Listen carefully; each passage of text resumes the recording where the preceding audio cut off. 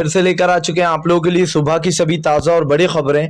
एक एक कर आपको सारी खबरों की जानकारी देंगे। आज देश दुनिया में क्या कुछ हो रहा है। दरअसल दोस्तों, सबसे पहली जो बिग ब्रेकिंग निकल आ रही है, राकेश टिकैत का बड़ा ऐलान। बोले फिर बीजेपी दंगा कराना चाहती थी। जी हाँ, जानबूझकर 3 घंटे तक हमारे स्टेज से लगकर खड़े रहे बीजेपी कार्यकर्ता। इसके बारे में आपको विस्तार से बताएंगे। वहीं पर दोस्तों, अगली बिग ब्रेकिंग में हम आपको बताएंगे सुखबीर सिंह बादल का बीजेपी पर बड़ा हमला।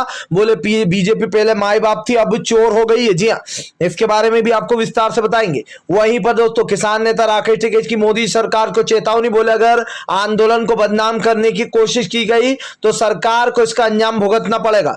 इसके बारे में आपको विस्तार से बताएंगे। वहीं पर दोस्तों, प्रियंका गांधी ने संभाल ली जी हां सारी कमान। दरअसल सिद्धू पाजी को समझा बहला रही प्रियंका गांधी। इसके बारे में भी आपको विस्तार से बताएंगे। वहीं पर दोस्तों, बीजेपी नेता का फिर से एक बार विवादित बयान। जी हां, असदुद्दीन ओवैसी को बता दिया आतंकवादी। जी हां, राजनीतिक आतंकवादी। इसके बारे में भी आपको विस्तार से बताएंगे। वहीं पर दोस्तों, अब पेट्रोल के बाद दूध हुआ दोस्तों महंगा। जी हां, मोदी सरकार पर फूटा आम जनता का गुस्सा। बोले पेट्रोल डीजल के बाद अब दूध की ही बारी थी। जी हां, अब क्या बोलेगी मोदी सरकार, इसके बारे में भी आपको विस्तार से बताएंगे। वहीं पर दोस्तों, आरएसएस के निंबर राम पर 20 करोड़ की घूस लेने का आरोप। जी हां दोस्तों, टेंडर पास करने के लिए 20 करोड़ मांग रहे थे। इसके बारे में भी आपको विस्तार से बताएंगे। वहीं पर दोस्तों, अगली बिग ब्रेकिंग में हम आपको बताएंगे दोस्तों, खट्टर ने दी खट्टर की किसानों को दोस्तों धमकी।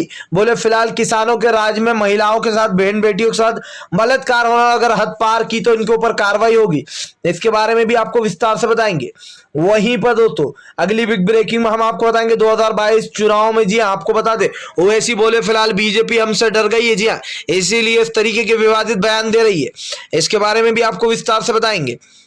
वहीं पर दोस्तों, अगली बिग ब्रेकिंग में हम आपको बताएंगे। जी हां, दरअसल दोस्तों आप लोगों को बता दें किसानों का बड़ा ऐलान। बोले फिलहाल यह आंदोलन अंत तक चलेगा। अगर किसान को बदनाम करना है तो करे सरकार, फिलहाल किसान डरने वाला नहीं है। इसके बारे में भी आपको विस्तार से बताएंगे। वहीं पर दोस्तों, अगली बिग ब्रेकिंग में हम आपको बताएंगे। जी हां, दरअसल दोस्तों आप लोग बता दें ममता बनर्जी एक बार फिर से भड़की। बोले फिलहाल बीजेपी कराती है बंगाल में हिंसा। दरअसल दोस्तों, कल वेस्ट बंगाल में फिर से एक बार हिंसा करा दी गई यहां पर। इसके बारे में भी आपको विस्तार से बताएंगे। वहीं पर दोस्तों, अगली बिग ब्रेकिंग में हम आपको बताएंगे राहुल गांधी का केंद्र सरकार पर बड़ा हमला। बोले फिलहाल मोदी जी ने पूरे देश को बर्बाद कर दिया, बस अब पेट्रोल डीजल के बाद दूध की ही बारी थी। जी हां, अब देखिए कौन कौन से रंग दिखाती है सरकार, इसके बारे में भी आपको विस्तार से बताएंगे।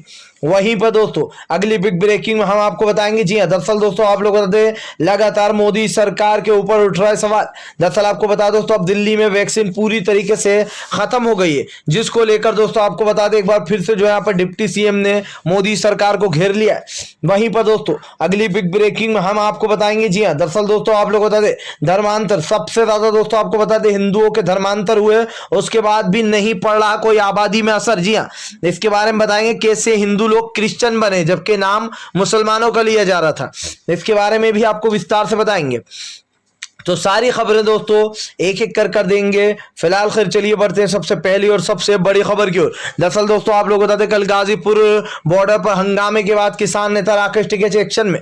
आपको बता दोस्तों, किसान नेता राकेश टिकैत का कहना है कि मोदी सरकार किसानों को बदनाम करने की साजिश रच रही है। जब से किसान बैठा है 7 महीने से, तब से मोदी सरकार यही साजिश रच रही है। दरअसल दोस्तों अगर आपको ना पता हो तो बता दूं, कल गाजीपुर बॉर्डर पर भयंकर हंगामा होगा। जी हाँ, जहां पर दोस्तों आपको बता दें किसानों के बीच में और बीजेपी नेता के बीच में जबरदस्त तरीके से झड़प हो गई, जिसके बाद बीजेपी नेताओं का कहना था कि फिलहाल किसानों ने उनको मारा है। जबकि दोस्तों किसानों का कहना है कि वो 2 घंटे से हमारे स्टेज के साथ में लगकर न जाने ऐसा क्या कर रहे थे जो उनको इतनी देर लग रही थी। राकेश टिकैत ने कहा उन्होंने हमारे किसानों को गालियां दी जी, जिसके बाद दोस्तों किसान एक्शन में आ गए और उन्होंने जमकर जो यहां पर दौड़ा दिया। देखिए दोस्तों, किसान पिछले 6 महीने से 8 महीने होने वाले दोस्तों, अब तो पिछले 8 महीने से बॉर्डर पर बैठा। किसानों का साफ है दोस्तों, जहां बीजेपी नेता दिखेंगे वहीं उनकी कुटाई कर दी जाएगी, फिर उसके बाद चाहे जो भी हो। और यही कल देखने को मिला गाजीपुर बॉर्डर पर दोस्तों, किसानों ने जमकर बीजेपी नेताओं को दौड़ा दौड़ा कर पीटा। यहां तक कि दोस्तों किसान नेता राकेश टिकैत का कहना है कि इसमें सरकार की ही चाल थी। जी हां, सरकार चाहती थी कि किसानों और बीजेपी नेताओं के बीच में दोस्तों आपको बता दें झड़प हो। फिलहाल खैर चलिए हम बढ़ते हैं दोस्तों एक और अगली बिग ब्रेकिंग की तरफ। बता दोस्तों अगली जो बड़ी खबर निकल कर आ रही, खट्टर का किसानों को धमकी, खुली धमकी दोस्तों। खट्टर बोले अगर किसानों ने हद पार की तो उनके ऊपर कार्रवाई होगी अब। जी हाँ, दरअसल दोस्तों आप लोग बता दें किसान नेता और बीजेपी वालों के बीच में जो झड़प हुई थी उसको लेकर अब खट्टर ने किसानों को धमकी दे दी है। उनका कहना है कि किसानों के राज में बहन बेटियों के रेप हो रहा है। सोचिए दोस्तों, बहन बेटियों के रेप किसानों के आंदोलन से हो रहा है या फिर यूपी में जो नजारा देखने को मिल रहा है वो वाह रे वाह है। जी हाँ, ये सरकार अंधी घूरी बहंगी सरकार को कुछ दिखाई नहीं दे रहा और इल्जाम किसानों के ऊपर डाला जा रहा है। खट्टर दोस्तों एक्शन में आते हुए कह रहा है कि फिलहाल किसानों को जो यहां पर इसका दंड मिलेगा अगर उन्होंने अपनी हदें पार की, क्योंकि अब वो जगह जगह हमारे कार्यकर्ताओं को मार रहा है। दोस्तों साफ बात है, अगर 8 महीने से बीजेपी वाले नेता बैठे होते तो वो तो पगला ही जाते। किसान तो सिर्फ विरोध कर रहा है, जहां बीजेपी नेता दिखेगा वहां दौड़ा दौड़ा कर भगाया जाएगा। सिंपल सी बात ये है, ये भाजपा समझ ले फिलहाल। खैर चलिए हम बढ़ते हैं दोस्तों एक और अगली बिग ब्रेकिंग की तरफ। बता दोस्तों अगली जो बड़ी खबर निकल कर आ रही है, आपको बता दें पेट्रोल डीजल के बाद हुआ दूध महंगा, भड़के राहुल गांधी। बोले फिलहाल अब यही देखना बाकी रह गया था मोदी के राज में। जी हाँ, दरअसल दोस्तों आप लोग बता दें राहुल गांधी का कहना है कि पहले तो पेट्रोल और डीजल ने शतक पार कर दी, लेकिन अब मोदी सरकार धीरे धीरे कर गरीब लोगों की जेब से धन खींचती चली जा रही है। आपको बता दोस्तों राहुल गांधी ने केंद्र सरकार पर बड़ा हमला बोलते हुए कहा कि देश में महंगाई चरम सीमा पर पहुंच गई। निर्मला सीतारामन के जो बड़े बड़े दावे हैं दोस्तों, उनके पूरे दावे फेल हो चुके।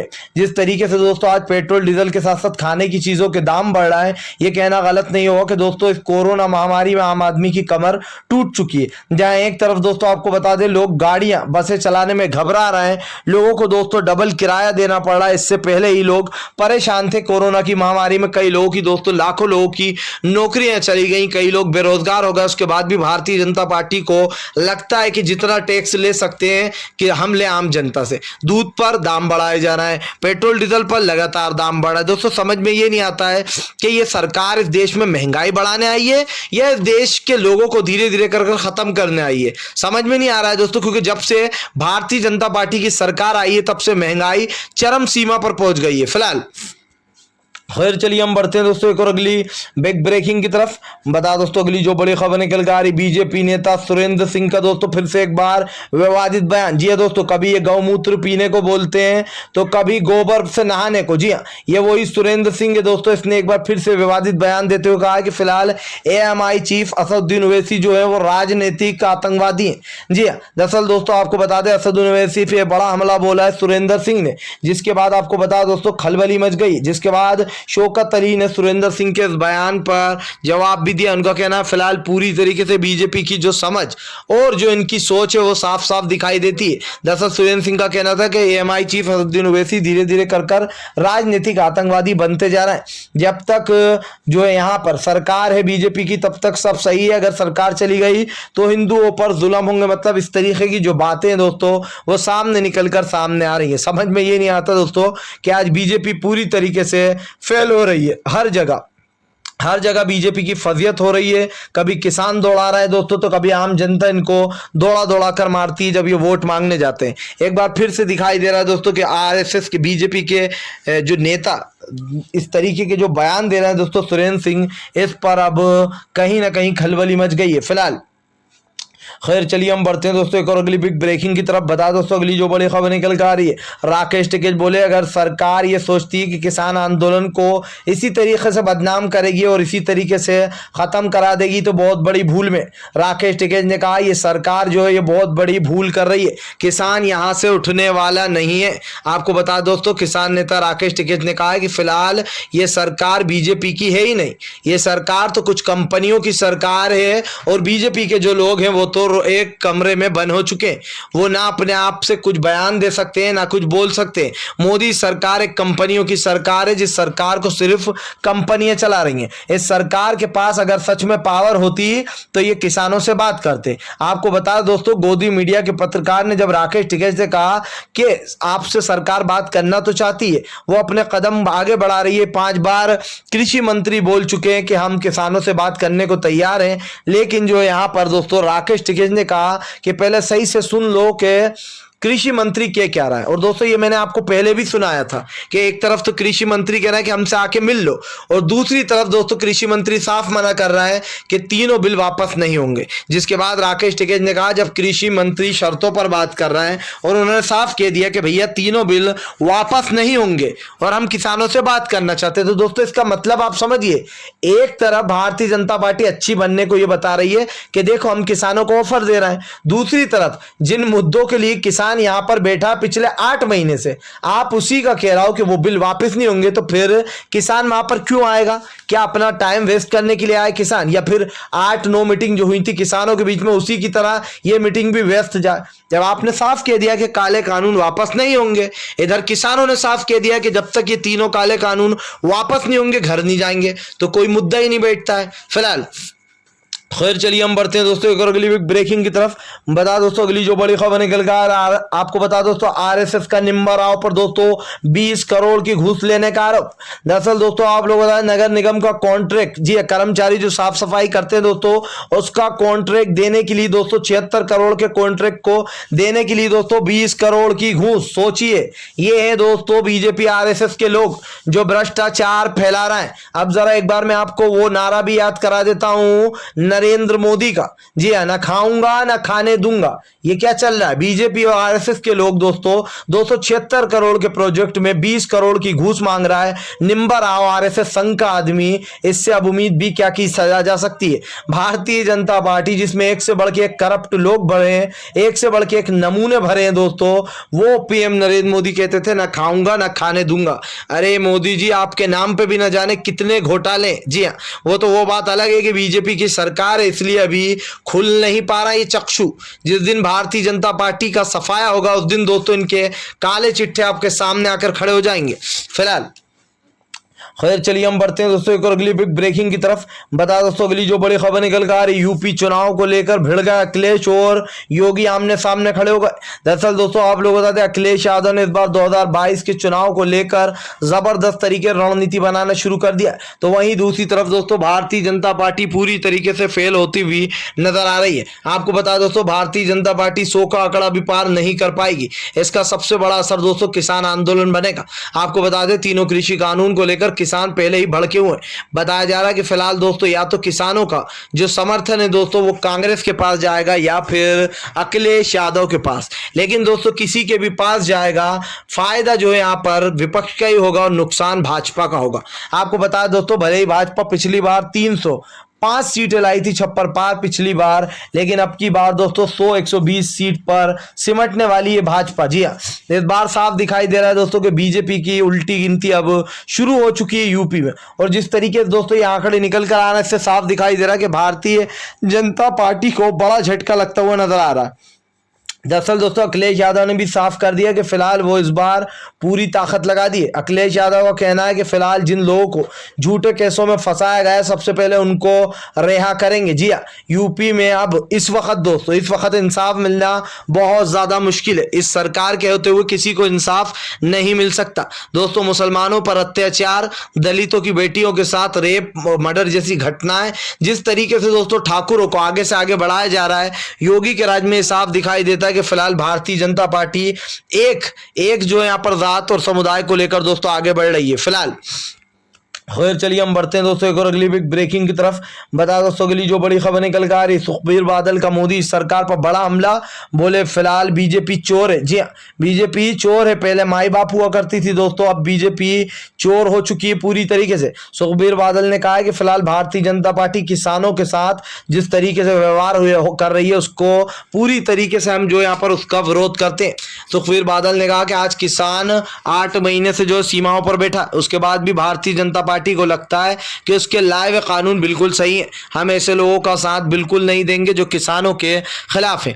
आपको बता दोस्तों लगातार तीनों कृषि कानून को लेकर सरकार हर तरफ से घिरती जा रही है। आपको बता दें पंजाब के आने वाले चुनाव को लेकर दोस्तों रणनीतियां तैयार हो गई हैं। इधर दूसरी तरफ आपको बता दें किसान नेता राकेश टिकैत ने भी जगह जगह जाकर लोगों को समझाना शुरू कर दिया। लेकिन फिलहाल दोस्तों ये साफ दिखाई दे रहा है कि अब सुखबीर सिंह बादल भी भारतीय जनता पार्टी के खिलाफ मोर्चा खोल चुके हैं फिलहाल। खैर चलिए हम बढ़ते हैं दोस्तों एक और अगली बिग ब्रेकिंग की तरफ। बता दोस्तों अगली जो बड़ी खबर निकल कर आ रही, सिद्धू पाजी बोले फिलहाल प्रियंका गांधी और राहुल जी के साथ अहम बातें हुई हैं। दरअसल दोस्तों आप लोग बताते कल प्रियंका गांधी से मिले थे सिद्धू पाजी, जिसके बाद दोस्तों पंजाब में हलचल तेज हो गई। दरअसल आपको बता दें सिद्धू पाजी चाहते हैं से जो यहाँ पर डिप्टी सीएम बनना, यानी कि दोस्तों वहीं दूसरी तरफ जो कैप्टन अमरिंदर सिंह है वो दोस्तों उनको ये पद देना नहीं चाहते। इसीलिए दोस्तों आपको बता दें जो भाजपा है उसमें अंदरूनी कलह मच चुकी है पंजाब में।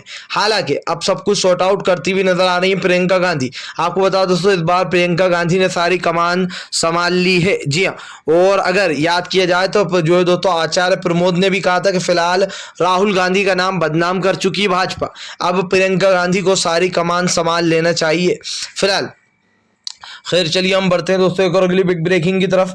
बता दोस्तों अगली जो बड़ी खबर निकल कर आ रही है, आपको बता दिल्ली में वैक्सीन खत्म, मचा हंगामा। जी हां, दरअसल मनीष सिसोदिया ने फिर से एक बार बोला भाजपा पर बड़ा हमला। आपको बता दोस्तों मनीष सिसोदिया का कहना है कि फिलहाल पूरी तरीके से वैक्सीन जो है वो खत्म हो चुकी है, वैक्सीन दिल्ली में है ही नहीं। सोचिए दोस्तों भारतीय जनता पार्टी कह रही थी कि हम वैक्सीन सबको लगाएंगे, फ्री लगाएंगे। कहाँ है दोस्तों वैक्सीन? कौन से राज्य के पास वैक्सीन बची है? जरा मोदी सरकार ये बचा है। जिस तरीके से दोस्तों वैक्सीन दूसरे देशों में बांटी गई, प्रधानमंत्री नरेंद्र मोदी ने कोई इंतजाम नहीं करके रखे, इसका खामियाजा आज आम जनता को भुगतना पड़ रहा है। इस बात को दोस्तों झुटलाया नहीं जा सकता है कि भारतीय जनता पार्टी के राज में सब कुछ अंधेर नगरी चौपट राजा हो चुका है। एक तरफ ऑक्सीजन के कारण लोग मरते रहे, इधर दूसरी तरफ दोस्तों अस्पताल में बेड नहीं मिले, गंगा नदी में लाशें तैरती रहीं, कुंभ मेला चलता रहा लेकिन किसी ने कोई सवाल नहीं उठाया। जी और गोदी मीडिया दोस्तों मोदी की ताल पर नाचती रही फिलहाल। खैर चलिए हम बढ़ते हैं दोस्तों एक और अगली बिग ब्रेकिंग की तरफ। बता दोस्तों अगली जो बड़ी खबर निकल कर आ रही है, आपको बता दोस्तों महेश नेगी के आरोप पर भड़के राकेश टिकैत, बोले फिलहाल झूठ बोल रहे बीजेपी के नेता। जी हाँ, हमने हिंसा शुरू नहीं करी बल्कि बीजेपी के नेताओं ने आकर यहाँ पर गाली गुप्तार शुरू कर दिया था। आपको बता दोस्तों महेश नेगी जो कि अभी बीजेपी के नए नए नेता बने, उनकी वहां से गाजीपुर बॉर्डर से काफिला निकल रहा था, जिसके बाद किसानों का कहना है कि फिलहाल उन्होंने गालियां बकना शुरू कर दी, जिसके बाद किसानों ने काले झंडे दिखाए। हालांकि राकेश टिकैत का यह भी कहना है कि उन लोगों का हाथ में भी काले झंडे थे। आपको बता दोस्तों फिर महेश नेगी की गाड़ी को बड़ी मुश्किल से उधर से निकाला गया, लेकिन राकेश टिकैत का कहना है कि सोची समझी बीजेपी की चाल थी और भारतीय जनता पार्टी अच्छे से जानती थी कि उसको क्या करना है। आपको बता दोस्तों लगातार भारतीय जनता पार्टी के ऊपर कई बड़े सवाल खड़े हो गए। इस बात को दोस्तों झुटलाया नहीं जा सकता है कि बीजेपी पिछले कई दिनों से इस आंदोलन को बदनाम करने की कोशिश कर रही है। हालांकि दोस्तों इस बात को भी झुटला नहीं सकते कि किसानों ने तो साफ कहा है जहां बीजेपी के नेता दिखेंगे वहां उनको दौड़ा दिया जाएगा। ये कोई पहली वाकया तो है नहीं दोस्तों, पंजाब हरियाणा हर जगह बीजेपी नेताओं को दौड़ाया जा रहा है और इसकी वजह मोदी जी अच्छे से जानते हैं दोस्तों।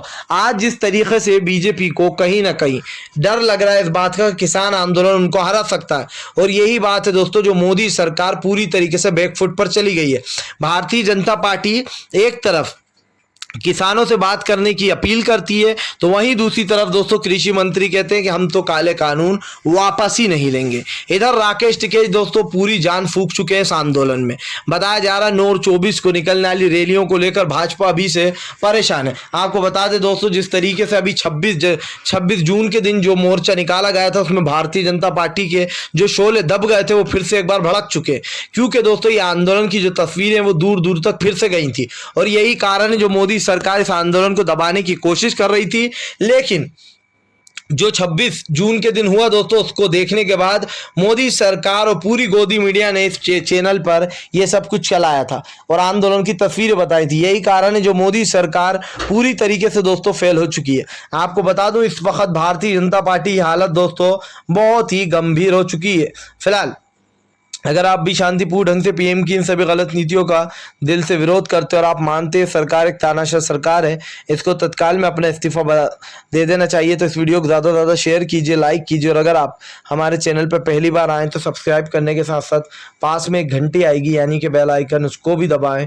ताकि हमारे हर वीडियो की अपडेट आपको मिल पाए।